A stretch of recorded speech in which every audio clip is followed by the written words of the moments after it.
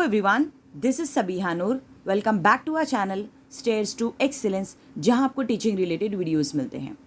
So today in this session we are going to discuss about Kohler's insight learning theory. Now again this theory is very important, and this theory is basically based on psychological concept. So let us understand this theory in detail. और आपको session start से and तक पूरा देखना है, और पसंद आता है तो लाइक शेयर सब्सक्राइब आप बाद में कर सकते हो. Okay, so without wasting much time let's get into the video guys. Now let's start this topic with a beautiful introduction. Max Wertheimer is the father of Gestalt theory. Later on, Wertheimer's theory was further refined and developed by Wolfgang Kohler, Kurt Koffka and Levin. अब जो जीस्टाल्ट psychology या जीस्टाल्ट theory के जो father है वो max वर्थहाइमर ही है, क्योंकि इन्होंने ही इस कॉन्सेप्ट को इंट्रोड्यूस किया था. That's why he is known as father of gestalt theory.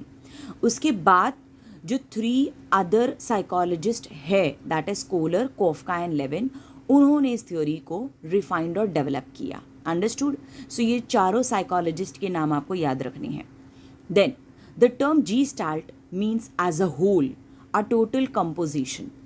अब जीस्टाल्ट का मतलब ही होता है एज अ होल, मतलब हमारा जो ब्रेन है वो नेचुरली ही चीज़ों को, सेंसरी इंफॉर्मेशन को परसीव करता है एज अ होल, और उसे फिर कन्वर्ट करता है, उसे ऑर्गेनाइज करता है एक पैटर्न के फॉर्म में. ठीक है, एज अ होल विजुअलाइज करके हमारे ब्रेन में उसे सेट करता है.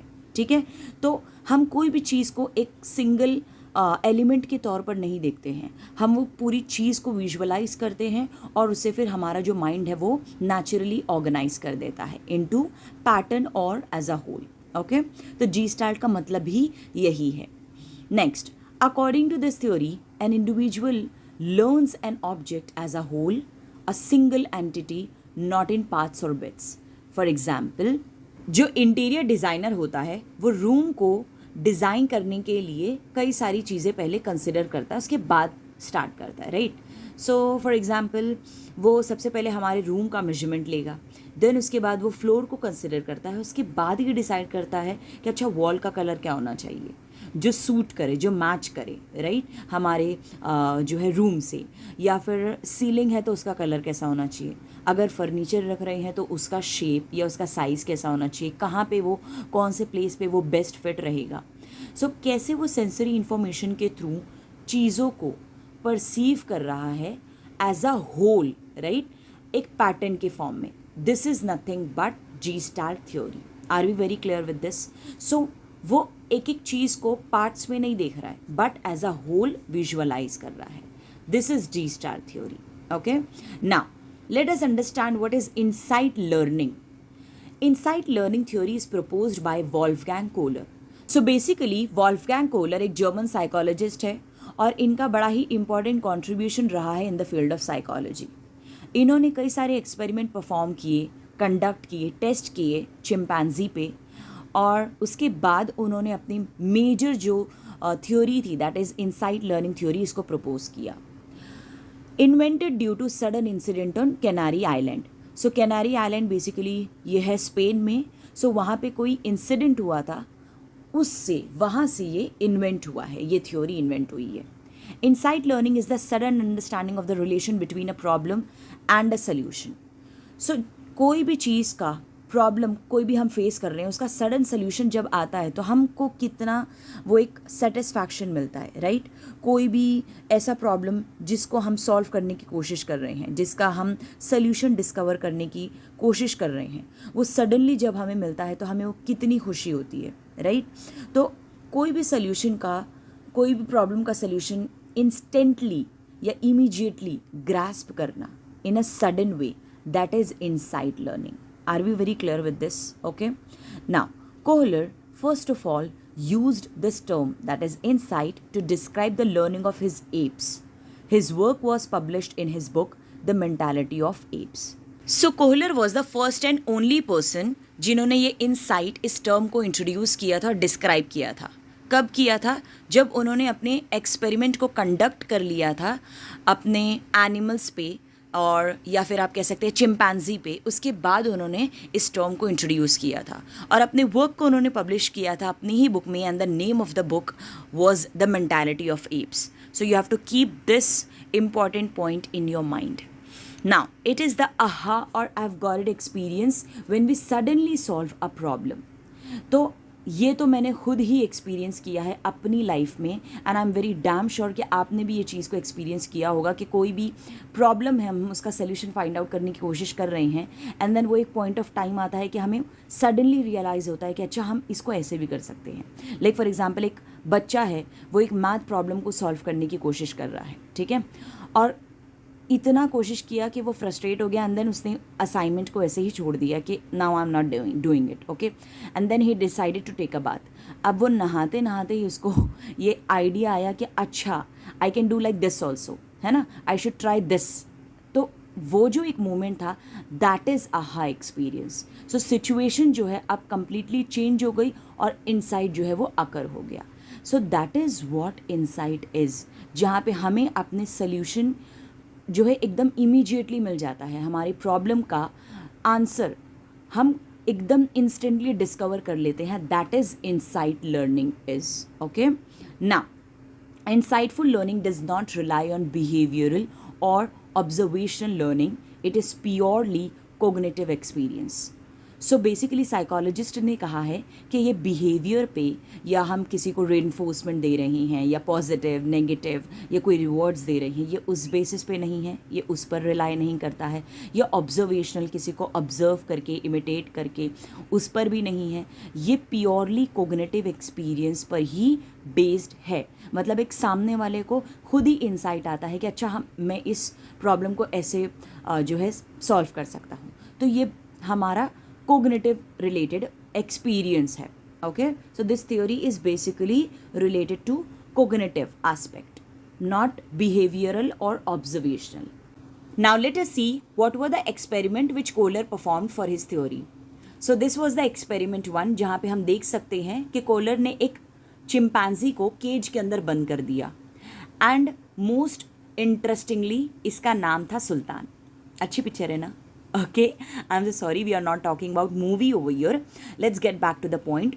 So इसका नाम था सुल्तान, और सुल्तान के पास कोलर ने कुछ ऑब्जेक्ट्स रख दिया, जैसे कि आप देख सकते हो bunch of banana and 2 sticks, जिसमें से एक स्टिक थिन थी और दूसरी थिक थी, ठीक है, एक पतली एक मोटी थी.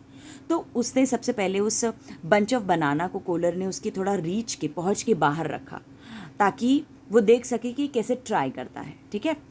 नाउ जो चिंपैंजी, जो सुल्तान था हमारा, उसने सबसे पहले पतली स्टिक से ट्राई किया, नहीं पहुंच पाया. देन मोटी स्टिक से ट्राई किया, नहीं पहुंच पाया.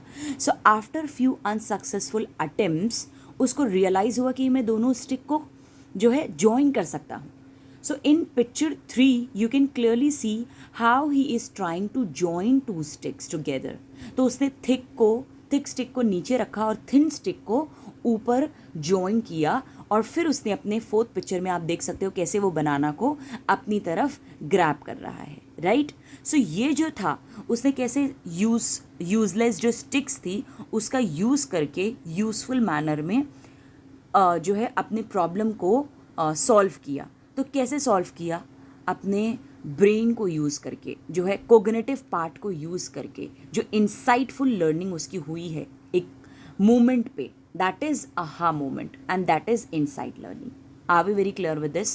Now, थोड़ा सा ऑल्टर किया यही एक्सपेरिमेंट को, और सेम एक्सपेरिमेंट परफॉर्म किया गया.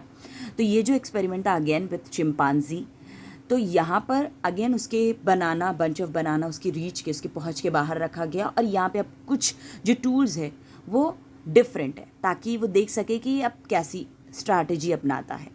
तो यहाँ पर again we can see 1 stick and 2 boxes and bunch of banana, ठीक है. यहाँ पर सबसे पहले उसने एक बॉक्स रखा और फिर पहुँचने की कोशिश किया, नहीं पहुँच पाया. Then in second picture he kept 2 boxes and then he was trying to reach, तब भी नहीं पहुँच पाया. और फिर अगेन फ्यू अनसक्सेसफुल अटेम्प्ट्स के बाद उसको रियलाइज़ हुआ कि अच्छा मेरे पास स्टिक भी तो है, तो मैं स्टिक भी यूज़ कर सकता हूँ अपने बनाना को अपनी तरफ लेने के लिए. तो उसने स्टिक यूज़ किया इन द 3rd पिक्चर, और वो आसानी से उसे हासिल कर लिया. तो ये कैसे सारी यूज़लेस चीज़ों को यूज़फुल मैनर में by cognitive aspect, by insight कैसे यूज़ कर रहा है, ठीक है। तो ऐसे ही जो है लर्निंग होती है चीज़ों की, ऐसा कहना था कोलर का, ओके। तो ये दो इम्पॉर्टेंट एक्सपेरिमेंट जो कि चिंपांजी पे परफॉर्म किए गए इस थ्योरी को प्रपोज करने के लिए, जो आपको दिमाग में रखना है, okay. Now insight depends upon the following factors. Let us learn about the factors, very important. The first one is prior knowledge and experience. For example, किसी ने हमें एक कॉम्प्लेक्स पजल दिया है सॉल्व करने के लिए, जिसे हमने पहले कभी देखा ही नहीं है, लेकिन इससे पहले हमने पजल सॉल्व किया है, may be pattern related, may be shapes related, okay. हमने जो है सोल्यूशन तब हमने फाइंड आउट किया था। तो ये सारा इन्फॉर्मेशन हमारा जो है एक्टिवेट हो जाएगा जैसे ही हम पजल को देखेंगे, जो भी हमारे सामने प्रेजेंट किया है। तो हमारा जो ब्रेन है वो एक्टिवेट हो जाएगा, और जो भी रिलेवेंट इन्फॉर्मेशन हमारे ब्रेन में ऑलरेडी स्टोर्ड है हमारे प्रीवियस एक्सपीरियंसेस से, पास्ट एक्सपीरियंसेस से, वो हम नॉलेज को यूज़ करेंगे to solve the present problem, okay. तो इस तरीके से हमारा पहले का नॉलेज अभी के प्रॉब्लम को सॉल्व करने के लिए हेल्प करता है, और साथ ही साथ इंसाइट जल्दी जो है क्विकली हो सके उसमें भी हेल्प करता है। Fine. Now the second is cognitive flexibility. For example, हमारे पास एक प्रॉब्लम है और हम उसको सॉल्व करने की कोशिश कर रहे हैं एक ही तरीके से, ठीक है।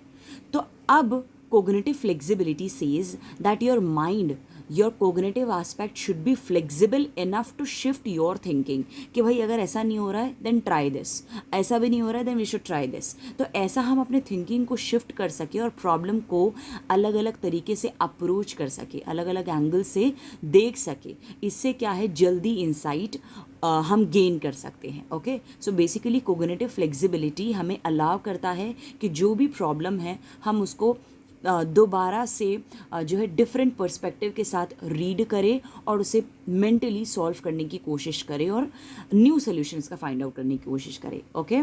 Now the third is incubation. अब इंक्यूबेशन फैक्टर में क्या होता है, हम कोई भी प्रॉब्लम का सॉल्यूशन जब अपने कॉन्शियस एफर्ट के साथ कंटिन्यूसली फाइंड आउट करने की कोशिश करते हैं और हमें नहीं मिलता है, तो हमें इंक्यूबेशन फैक्टर में अपने माइंड को ना ब्रेक दे देना चाहिए, एक स्पेस देना चाहिए कि ठीक है, if you are not getting the solution, let's stop it for some time and try something else. मतलब कुछ और काम करो, ठीक है, कुछ और टास्क करने लगो। तो ऐसे में क्या होगा, आपका जो कॉन्शियस माइंड है ना वो स्टॉप हो जाएगा, ठीक है, उसको एक स्पेस मिलेगा, उसको आराम मिलेगा, ताकि आप दोबारा जब नेक्स्ट टाइम प्रॉब्लम पे आओ तो न्यू आइडियाज़ के साथ, न्यू थॉट्स के साथ आ सको, राइट। आपका जो दिमाग है वो टायर्ड ना हो, थका ना हो, आपका जो माइंड है फिर एफिशिएंट वर्क नहीं कर पाएगा अगर थका होगा, राइट। सो ऐसे में हमारे कॉन्शियस पार्ट को रेस्ट देना ज़रूरी है, लेकिन हमारे जो सब कॉन्शियस माइंड है ना वो बैकग्राउंड में चलते रहता है। तो ऐसा बहुत बारी होता है कि हम कोई प्रॉब्लम का सलूशन फाइंड आउट करने की कोशिश कर रहे हैं और हमें नहीं मिल रहा, तो हम वो स्किप कर देते हैं कि ठीक है, लेट्स टेक अ ब्रेक। और फिर सडनली हमारे साथ वो आहा मोमेंट होता है कि wow, I got the solution. So वो क्यों मिला, क्योंकि जो बैकग्राउंड है ना, बैकग्राउंड में जो हमारा सबकॉन्शियस पार्ट है ना वो वर्क कर रहा है। Are you getting me? So this is what incubation factor is. Incubation में हमें अपने माइंड को थोड़ा सा स्पेस दे देना चाहिए ताकि हमारा ब्रेन एफिशिएंटली वर्क कर पाए और इंसाइट जो है हम जल्दी गेन कर पाए। Now the next is collaboration and discussion.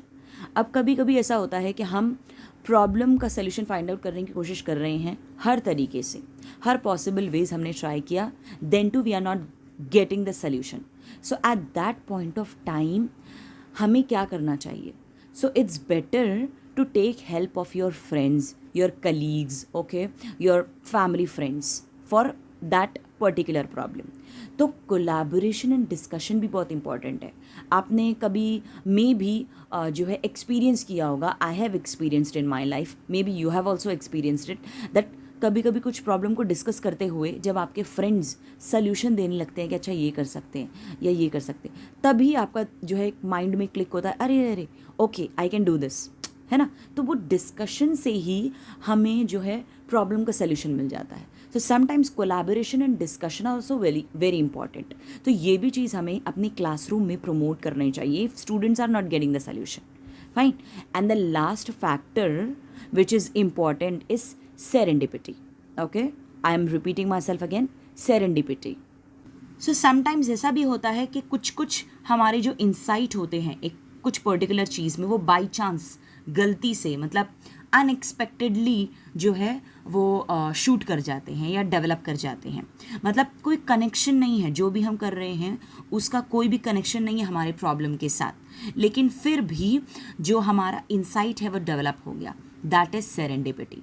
For example, अगर कोई, आपने सुना होगा साइंटिस्ट के साथ हम ये ज़्यादा सुनते हैं कि वो कोई एक्सपेरिमेंट परफॉर्म कर रहे हैं कोई पर्टिकुलर फाइंडिंग्स के लिए, लेकिन वो उनका एक्सपेरिमेंट गलत हो जाता है और फिर वो चीज़ डिस्कवर हो जाती है जो वो पहले से डिस्कवर करना चाहते थे, जिसके लिए वो बहुत ज़्यादा ट्राई कर रहे थे और हुआ नहीं. ठीक है, तो दैट इज सेरेंडिपिटी, कि अचानक से बाई चांस इनसाइट डेवलप हो जाना. ओके, इसमें ना हमारा कॉन्शियस माइंड एफर्ट कर रहा है, ना ही हमारा सब कॉन्शियस माइंड एफर्ट डाल रहा है.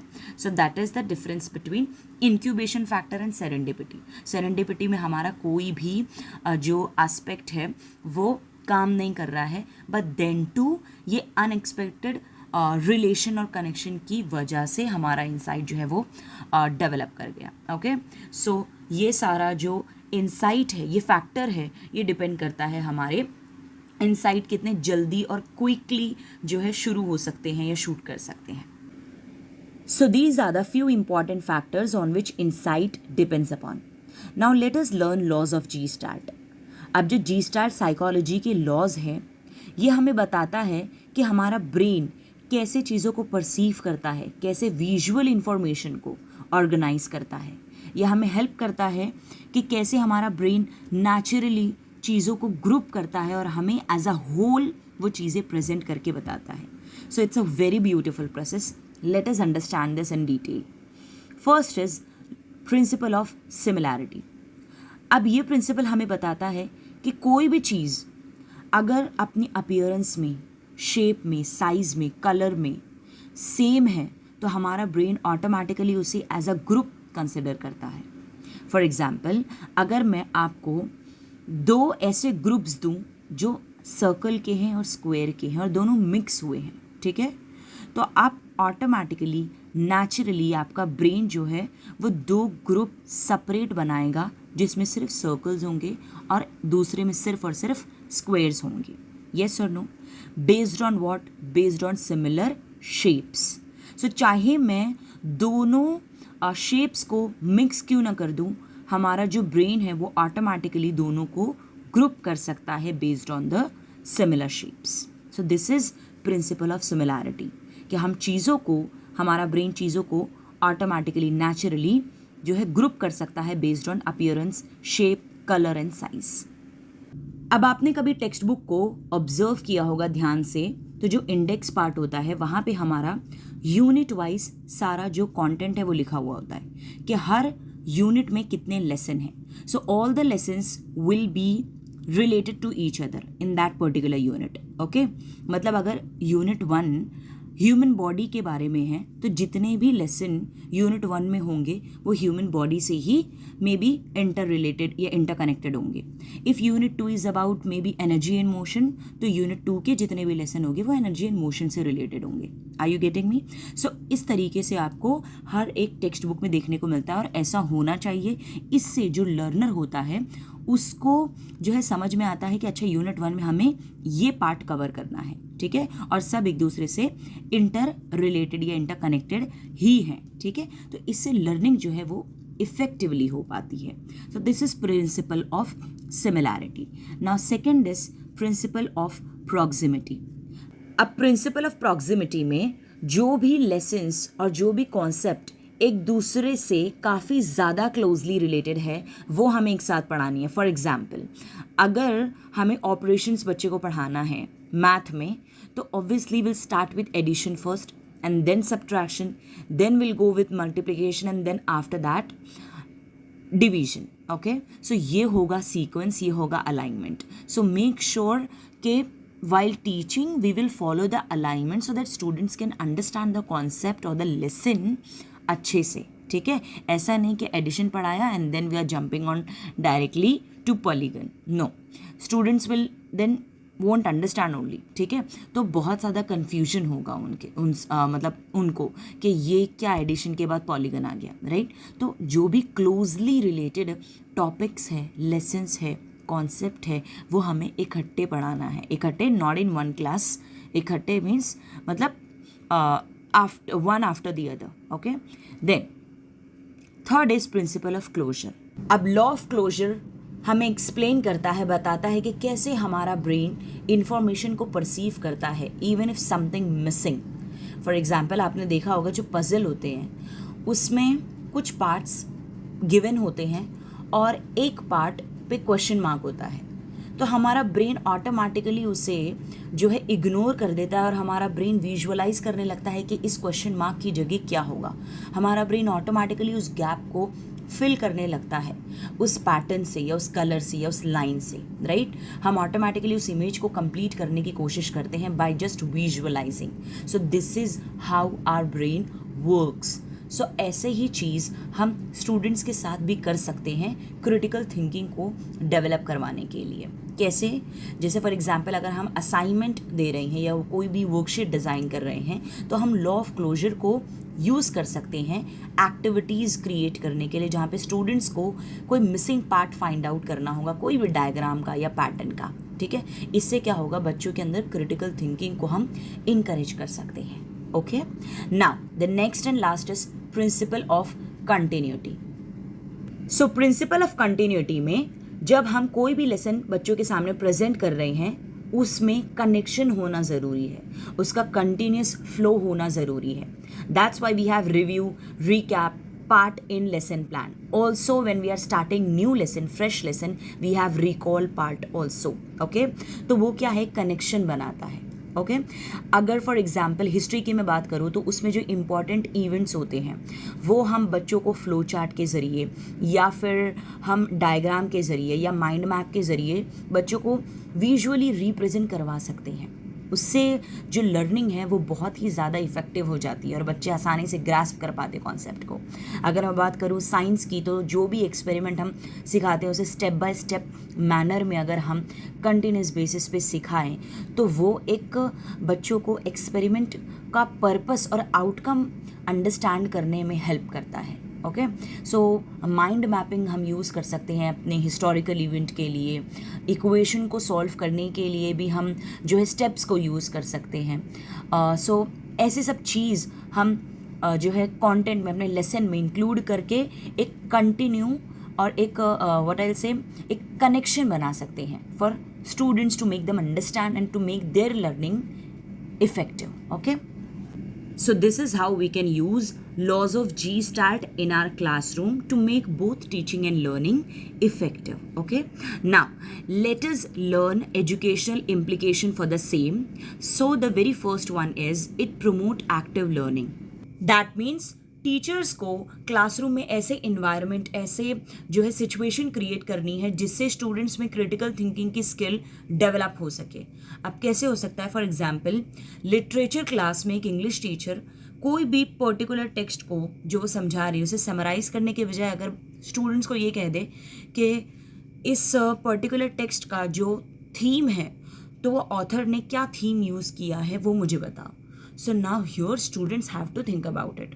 सो यहाँ पे एक टीचर क्या कर रही है, बच्चों के अंदर क्रिटिकल थिंकिंग स्किल को डेवलप कर रही है, बिकॉज स्टूडेंट्स जो है उस थीम को समझने के लिए उस पर्टिकुलर टेक्स्ट को फिर से रीड करेंगे, अंडरस्टैंड करेंगे, okay. Now the next is scaffolding complex problem.